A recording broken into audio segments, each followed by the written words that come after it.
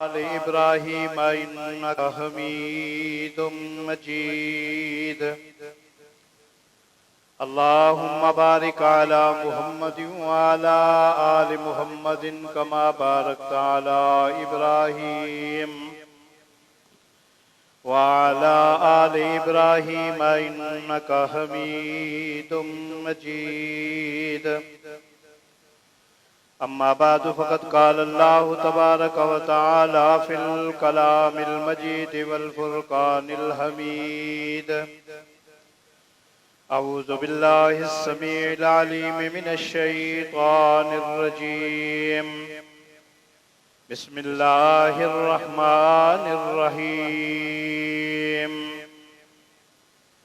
इन्ना नहनु नज़्ज़लना ज़िक्र व इन्ना लहू लहाफ़िज़ून।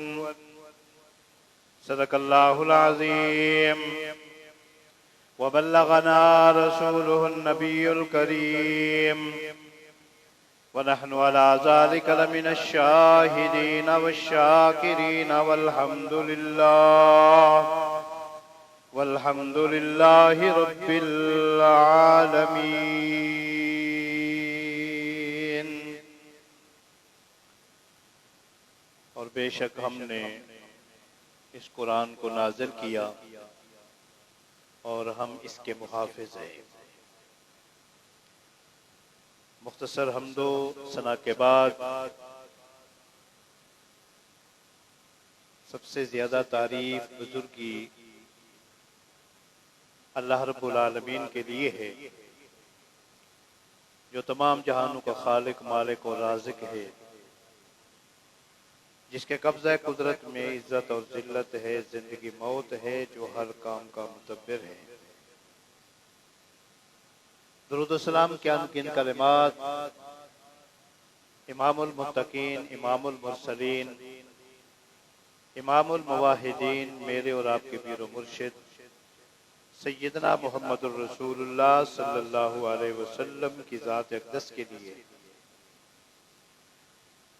दुआए रहमत और बख्शिश अहले बैत रसूल, सहाबा इकराम, ताबईन, बुजुर्गान दीन और आइम्मान दीन के लिए, जिनकी काफ़िशों से अल्लाह का दीन हमारे तक पहुँचा। मुख्तसर हम्दो सना के बाद कलाम मुक़द्दस का 14वां पारा सूरतुल हिज्र की आयत नंबर 6 तिलावत की है। अल्लाह जल्ल जलालहू की बारगाह में आजिज़ाना अर्ज़ है कि मैं आजिज़ को अल्लाह रब्बुल इज़्ज़त अपने कलाम के इस मकाम के मुताबिक बयान करने की तौफीक अता फरमाए। जो मैं कहूँ आप सुने, अल्लाह हम सबको समझ नसीब फरमाए। समझने के बाद ता जिंदगी अमल करने की तौफीक अता फरमाए। हज़रत जी वकार कुरान मुक़द्दस के जिस हिस्सा को मैंने तिलावत किया है, आप हजरात तर्जमा से ये समझ चुके होंगे कि आज का जो मौजू है वो किस मुनासबत से है।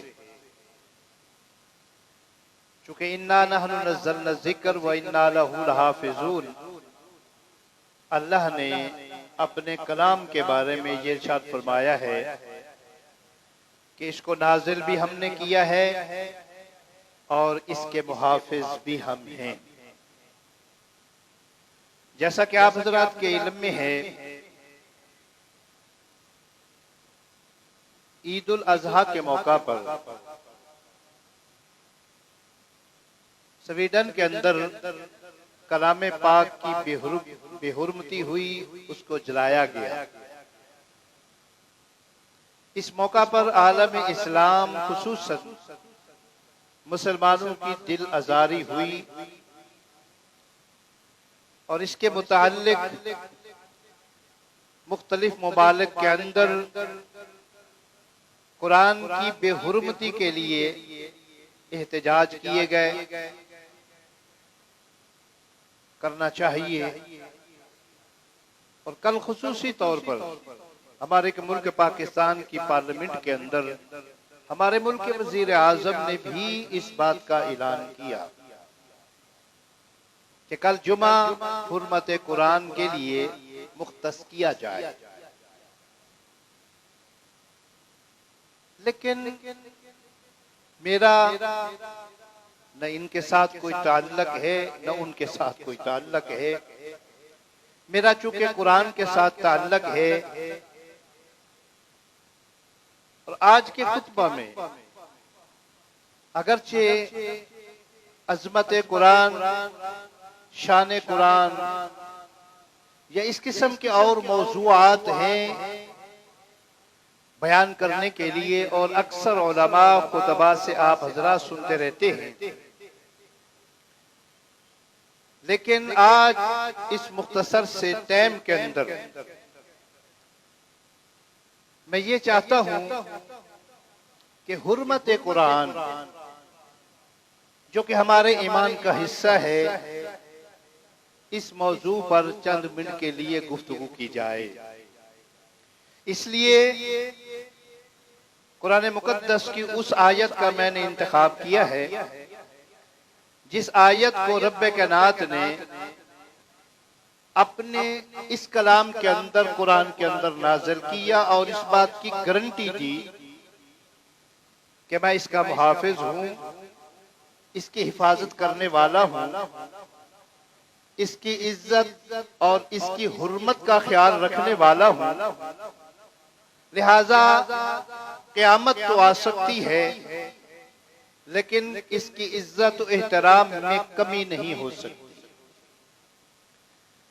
हजरत जी वकार अल्लाह रब्बुल इज्जत ने जब से ये कुरान नाज़िल किया है अपने पैगंबर सैयदना मुहम्मद रसूलुल्लाह सल्लल्लाहु अलैहि वसल्लम की ज़ात अक़दस पर, तब से लेकर आज तक यहूदो नसारा, मुशरिकीन मक्का और दीगर काफिर अक़वाम कुरान की तकज़ीब में और कुरान की तरदीद में इंतहाई कोशिश करते रहे और कर रहे हैं और आइंदा भी करेंगे। उनकी कोशिश हमेशा इस बात पर रही कि किसी तरीके से इंसानों को कुरान की दावत से हटाया जाए, कुरान की दावत से दूर किया जाए और कुरान की दावत को बंद कर दिया जाए, इसके अंदर रुकावटें डाली जाए। कभी तो वो नबी अकरम सल्लल्लाहु अलैहि वसल्लम के दौर में कुरान की तकज़ीब करते हुए इन अल्फाज में अपनी ज़बानें हिलाया करते थे, बलकालू अज़गासु अहलाम, कि ये जो कुरान है ये नऊज़ बिल्लाह बस ख्वाब है जो नबी देखता है और हमें आकर लोगों को आकर बता देता है। और कभी वो कुरान की तकज़ीब करते हुए यूं कहा करते थे, बलिफ्तरा बल हुआ शायर, ये जो कलाम है ये घड़ा हुआ है, मन घड़त बातें हैं नऊज़ुबिल्लाह, और एक शायर है जो इसकी इशाअत करता है, यानी नबी अकरम सल्लल्लाहु अलैहि वसल्लम की तरफ इशारा करते हुए। इंतहाई कोशिश के बावजूद जब वो लोग अपने इन इरादों के अंदर नाकाम हुए, उनको कामयाबी ना मिली, तो आखिरी हरबा नबी अकरम सल्लल्लाहु अलैहि वसल्लम के दौर में जो उन्होंने शुरू किया वो ये था जिसका जिक्र अल्लाह रब्बुल इज्जत ने 24वें पारे के अंदर किया है, क़ालल्लज़ीना कफ़रू ला तस्मऊ लिहाज़ल क़ुरआन वल्ग़ौ फ़ीहि लअल्लकुम तग़लिबून। कि जब कुरान पढ़ा जाए तुम शोर और गुल किया करो, ताकि कुरान ना सुन पाओ और तुम कुरान पे अमल ना कर सको। क्योंकि मुशरिकीन मक्का उनके जहन के मुताबिक वो कुरान को जादू कहा करते थे और वो कहते थे कि जो इन मंत्रों को सुनता है उन पे असर जरूर होता है। लिहाजा उनकी कोशिश थी वो क्या करें, कुरान को न खुद सुने न किसी और को सुनने दें। बिरादरान इस्लाम, अल्लाह रब्बुल इज्जत ने अपने कुरान के अंदर इस बात का भी ऐलान किया है कि अल्लाह क्या करेगा, अपने दीन को गालिब करेगा। और फिर अल्लाह रब्बुल इज्जत ने यह अपना वादा पूरा किया। दीन इस्लाम को अल्लाह ने गलबा दिया। अगरचे लाखों कोशिशों के बावजूद जो दुश्मनों ने की, कुरान के मुखालफों ने की, इसके बावजूद अल्लाह रब्बुल इज्जत ने अपने दीन को भी दुनिया पर गालिब किया और अपने कलाम को भी दुनिया पर गालिब किया। मगर काफिर लोग अपनी हरकतों से बाज नहीं आए। हमेशा से कुरान की बेहुरमती के वाकयात होते रहे। कभी तो कुरान को वाशरूम में बहाया जाता और कभी कुरान के औराक को टिश्यू पेपर के तौर पर इस्तेमाल किया जाता और कभी सरेआम इसको नजरे आतिश किया जाता। मकसद क्या था? मकसद सिर्फ यही था कि कुरान जो है लोगों को इससे दूर रखा जाए, न लोग पढ़ सकें न इन पे अमल कर सकें। मगर उन लोगों को अल्लाह रब्बुल इज्जत की इस बात पे यकीन नहीं था। इन्ना नहनु नज़्ज़लना ज़िक्र व इन्ना लहू हाफ़िज़ून। अल्लाह ने खुद इसकी हिफाजत का जिम्मा लिया। और जिस जात ने यह कुरान नाजिल किया और उसने इसकी हिफाजत का जिम्मा लिया, उस वक़्त से लेकर आज तक अल्लाह रब्बुल इज्जत ने दुनिया वालों को यह चैलेंज किया कि मेरे कुरान जैसा कुरान बना के दिखाओ। अल्लाह ने यह भी चैलेंज किया, हर चीज के अंदर मिलावट हो सकती है, मेरे कुरान के अंदर मिलावट नहीं हो सकती। और इस बात की गवाही आज मुसलमान का वो 10-15 साल का बच्चा भी देता है, जब मुसल्ले के ऊपर खड़े होकर एक 70-80 साला बूढ़ा अल्लाह के कुरान की तिलावत करता है और कभी उससे को गलती हो जाती है तो वो 10-12 साल का बच्चा पीछे खड़े होकर उस 80 और 70 साल के बूढ़े कारी को और हाफिज को लुकमा देता है कि आपने ये कुरान का हिस्सा सही नहीं पढ़ा। ये इस बात की दलील है कि जिस रब ने कुरान को नाजिल किया आज तक उसकी हिफाजत फरमाई और ता क़यामत वो इसकी हिफाजत करेगा।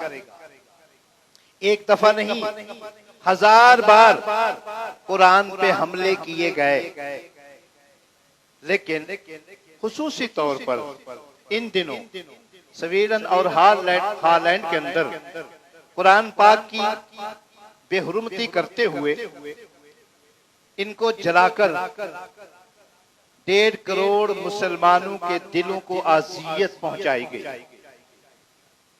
हजरत ज़ीबकार, अगरचे ये मुसलमानों के लिए अज़ियत है, परेशानी है, इसमें कोई शक नहीं है, मगर मेरे रब का वादा सच्चा है और पक्का है।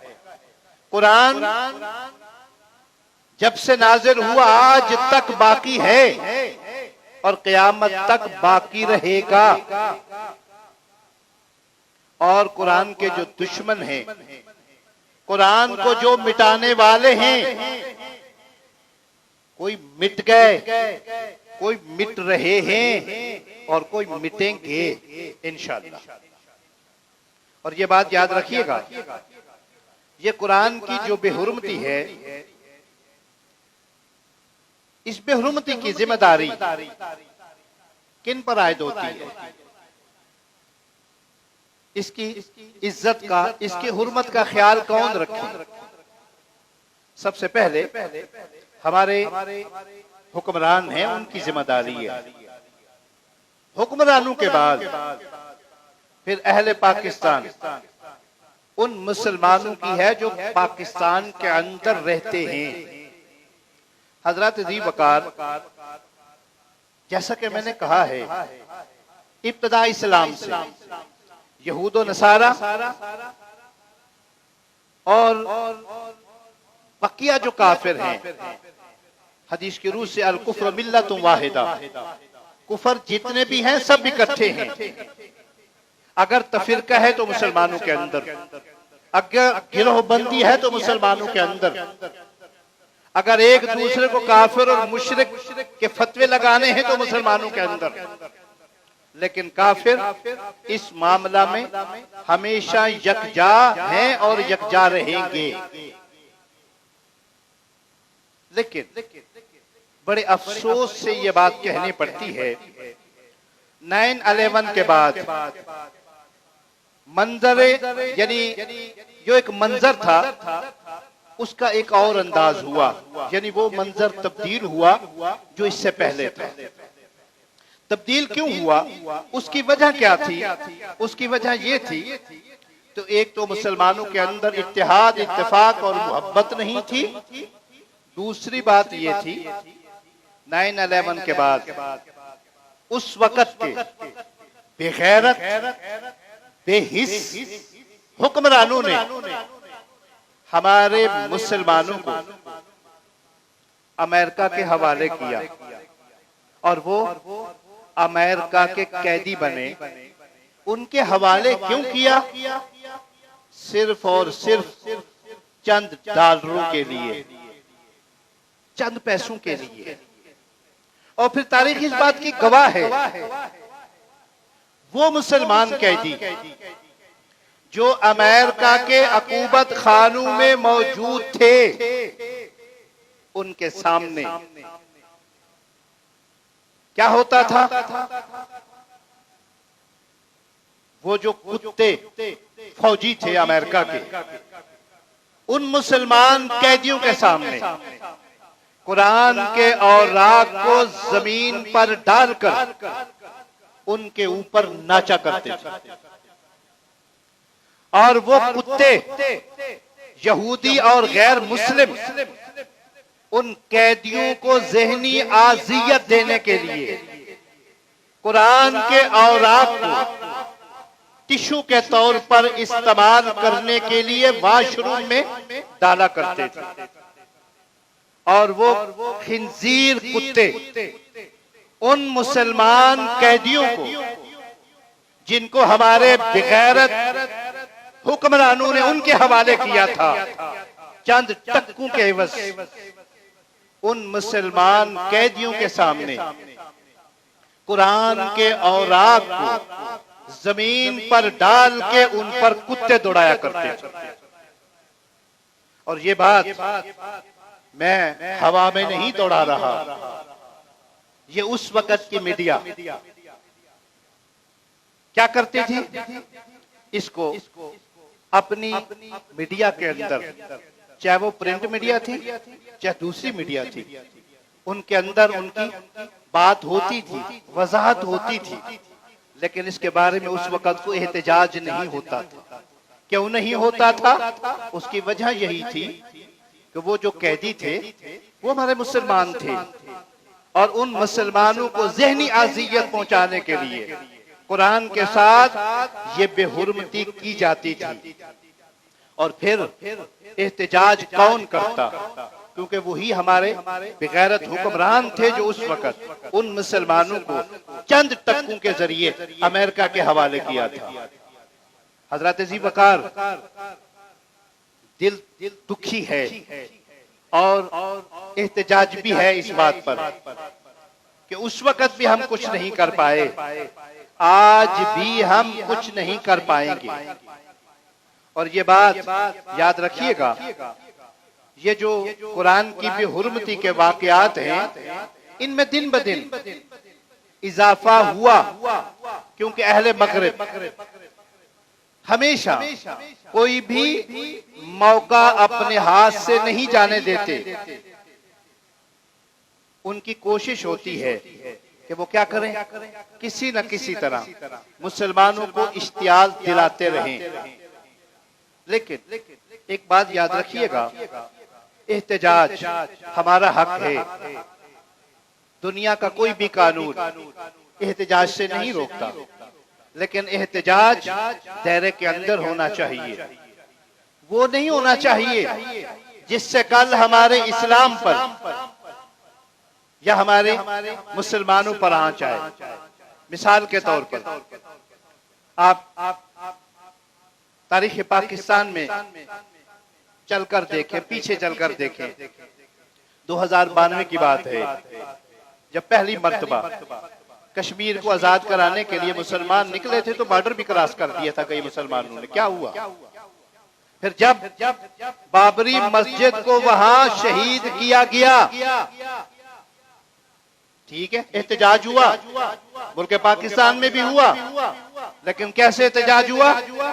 उनके मंदिरों को तोड़ा गया, उनकी इज्जत को पामाल किया गया। करना चाहिए, इस्लाम में जायज है, लेकिन वक्त की नजाकत को भी देखना चाहिए।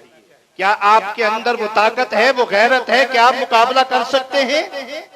उन्होंने हमारी मस्जिद को तोड़ा, मस्जिद उसी हालत में मौजूद है, और आपके मुल्क में मंदिर तोड़े हमारे बगैर तूने उन मंदिरों की मुरम्मत की है।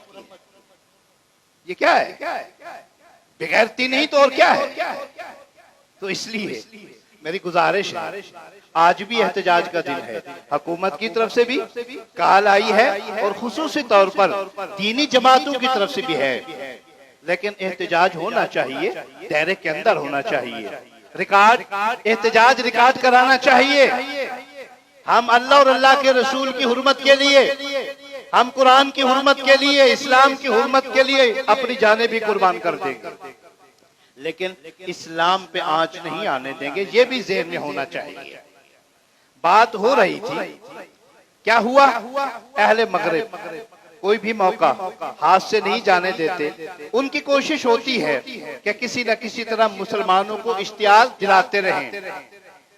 लेकिन हकीकत बात यह है, दूसरी तरफ दुनिया के तमाम मुसलमान हुक्मरान बमा पाकिस्तान के, मैं एक की बात नहीं कर रहा, मैं तमाम की बात कर रहा हूं, इतने बेहिस हैं कि अपनी कुर्सी की खातिर, हकीकत बात कह रहा हूं, क्या करते हैं?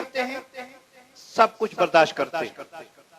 अपनी कुर्सी की खातिर बेहिसी से काम लेते हुए कभी भी इन लोगों ने अक़वाम मुत्तहिदा के अंदर ये आवाज भी नहीं उठाई कि भाई ये क्या हो रहा है दुनिया के अंदर। इजहार राय का जो तरीका है वो यही है। हमारा इस्लाम इस बात की इजाजत नहीं देता कि किसी गैर मजहब, बल्कि अगर आप कुरान का मुताला करें, कुरान ये कहता है किसी के अकीदे की तरदीद हो तो हिकमत पर मबनी होनी चाहिए। अल्लाह ने अपने महबूब सल्लल्लाहु अलैहि वसल्लम को मुखातब होकर कहा, उदउ इला सबील रब्बिका बिल हिकमा वल मौइज़तिल हसना वजादिलहुम बिल्लती ही आसन।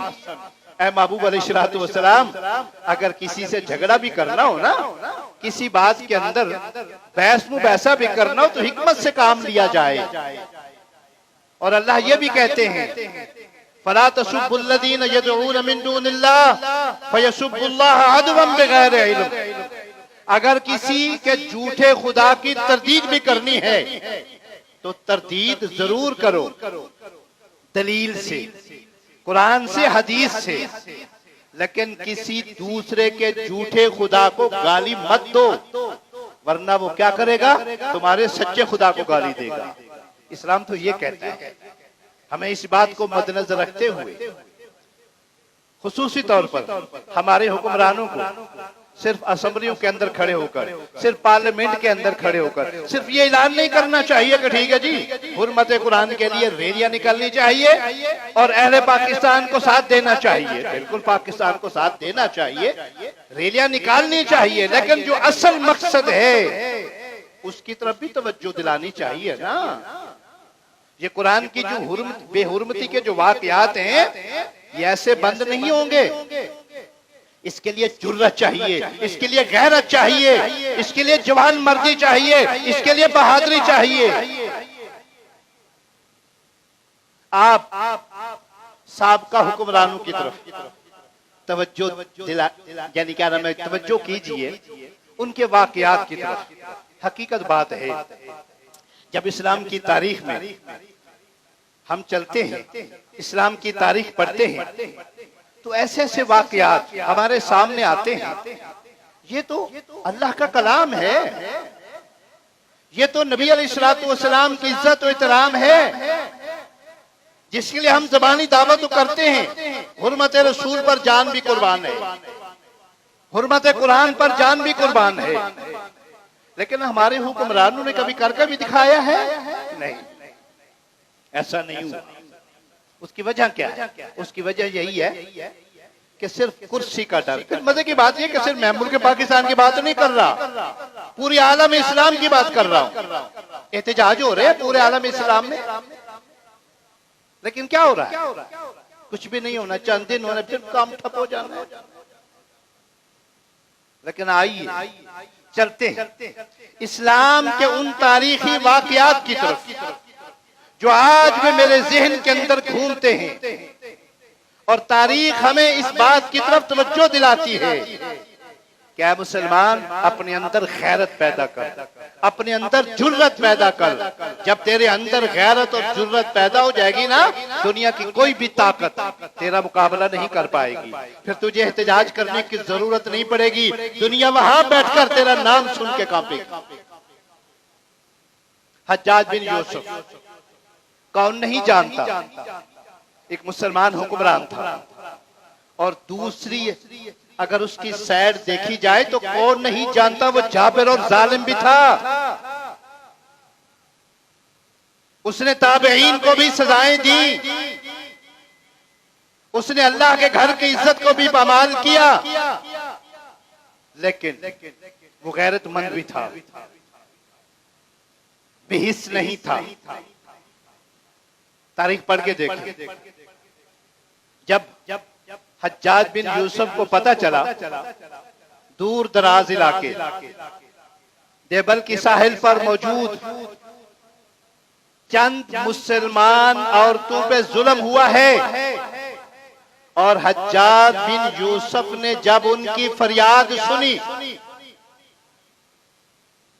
राजा दहर के खिलाफ, उसने 2 मुहिमें इस काम के लिए रवाना की। पहली मुहिम नाकाम हुई, दूसरी मुहिम के लिए उसने अपने दामाद मोहम्मद बिन कासिम रहमहुल्लाह, जो 17 साल का उस वक्त नौजवान था, उनके क़ियादत में देबल की तरफ रवाना किया। और उसने ये कहा था, लोगों मैं तब तक चैन से नहीं बैठूंगा जब तक देबल की मजलूम औरतों की फरियाद रसी नहीं करूंगा। फिर उस इस्लाम की तारीख में इसको रकम किया है। मोहम्मद बिन कासिम रहमतुल्लाह अलैह जब राजा दहर के खिलाफ आए, उनके साथ लड़े, फिर पूरे सिंध के इलाके को उसने इस्लामी हुकूमत में शामिल किया। और क्या नाम है, जो सिंध है वो बाबे इस्लाम के नाम से तारीख इस्लाम के अंदर मौजूद है। और जब वो मजलूम औरतें और वो बच्चे जब तक इराक नहीं पहुंचे तो हज्जाज बिन यूसुफ चैन से नहीं बैठे। हजरत जी वकार वो मुस्लिम हुक्मरान थे, वो गैरतमंद हुक्मरान थे, उनको पता था कि ये लातों के भूत बातों से नहीं मानेंगे, और ये बात हकीकत है। फिर यहाँ बात खत्म नहीं होती, आगे चलिए। इस्लाम के अंदर बहुत सारे वाकयात हैं। अब्बासी खलीफा मुहतसिम, जब उसको इत्तला मिली अमूरिया के बादशाह ने एक औरत पे जुल्म किया और उसको कुएं के अंदर कैद कर दिया, और उस औरत की जबान से ये निकला, क्या निकला? वाह मुतसिमा, मुतसिम। क्या तुझे पता नहीं है एक मुसलमान औरत के साथ क्या हो रहा है? और उस वक्त का अमूरिया का बादशाह जब औरत की जबान से ये निकलने वाले आवाज सुनता है तो तंजिया कहता है, ऊंची बोल, मोतसिम तेरी मदद के लिए अबलग घोड़े पर सवार होकर आएगा और तुझे छुड़ा के ले जाएगा। और जब ये बात खलीफा मोतसिम अमीरुल मोमिनीन के कानों में उस औरत की फरियाद पहुंचती है, और आने वाला खबर देने वाला इस बात की इत्तला देता है कि एक मुसलमान औरत ने यह फरियाद की है, और जालिम और जाबिर बादशाह ने तंजिया ये कहा है। खलीफा मोतसिम क्या हुए? आपे से बाहर हो गए, आवाज लड़खड़ाई, आंखों से आंसू जारी हो गए। नजूमियों को बुलाया, नजूमी कहने लगे, हजरत साहब जो सितारे हैं ना, वो इस बात की इजाजत नहीं देते कि अमूरिया पर हमला किया जाए। वो इस वक्त हमारी फेवर में नहीं है, सिवाय शिकस्त के कुछ नहीं मिलेगा। मोतसिम को गुस्सा आता है, वो हुक्म देता है इनकी गर्दनें काट दो। ये होते कौन हैं जो मुझे इस बात का मशवरा देते हैं कि सितारे इजाजत नहीं देते? हम सितारों पर नहीं चलते, हम अल्लाह की रजा पे चलते। और हुक्म देता है कल सुबह तक 4000 अबलग घोड़े और 4000 फौज तैयार हो जाए। हजरत गिरामी आप तारीख पढ़ के देखिए, दूसरे दिन सुबह को 4000 अबलग घोड़ों पर 4000 सिपाहों को लेकर रवाना हो जाता है। और तारीख इस बात की गवाह है, जिस वक्त आने वाले मुखबिर ने खबर दी कि ये एक औरत की फरियाद है, सामने शरबत का गिलास पड़ा हुआ था। गुलाम को कहने लगा, ये गिलास उठा लो, वहां जाकर रख दो। मोतसिम अगर जिंदा रहा तो वापस आकर ये शरबत का गिलास नोश करेगा। मोतसिम के लिए ये हराम है कि जब तक एक औरत को उस जालिम और जाबिर बादशाह के जुल्म से आजाद नहीं करवाता, मोतसिम चैन से नहीं बैठेगा। तो फिर हजरत गिरामी बात यहां खत्म नहीं होती। सर्दी का मौसम था, फौजी लड़ने के लिए तैयार नहीं थे, और सर्दी के मौसम में आप हजरात को पता है हर चीज अकड़ जाती है, यहाँ तक कि वो चमड़ा की जो कमाने थी वो भी अकड़ गई, उनको खींचना मुश्किल हो गया। फौजी कहने लगे, अमीरुल मोमिनीन यार यहाँ तो इन क्या नाम है कमानों को कैसे खींचा जाएगा? सर्दी से हाथ ठठर रहे हैं, कैसे लड़ेंगे? तारीख पढ़ के देखें। मोतसिम कहते कमाने इकट्ठी करो, जमा की गई। 200 पूरी कमान को अपने हाथों से खींचा, खींच कर बताया कि देखा इनके अंदर ये सकत है, ये चल सकती हैं। अगर तुम्हारे बाजू के अंदर गैरत है तो, अगर तुम्हारे बाजू के अंदर ताकत है, अल्लाह की कसम है, जब 200 कमानों को अपने हाथ से खींचकर अफवाज को बताया और उनको जोश दिलाया, फिर वही फौजी थे। दूसरी सुबह यानी तीसरी सुबह, दूसरी सुबह घर से निकला, तीसरी सुबह अमूरिया जा पहुंचा और जाकर हमला कर दिया। तारीख इस बात की गवाह है, 4000 फौज ने पूरी अमूरियत पे कब्जा कर दिया। और फिर उस औरत का पता पूछा कि वो औरत कहां कैद है, जिस कुएं के अंदर उसको डाला गया था।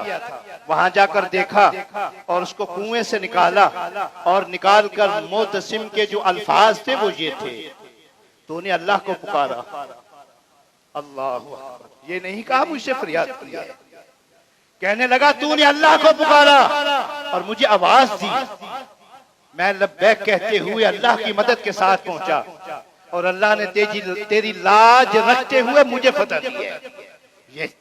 ये नहीं कहा मेरे अंदर ताकत थी, मेरे फौज के अंदर ताकत थी,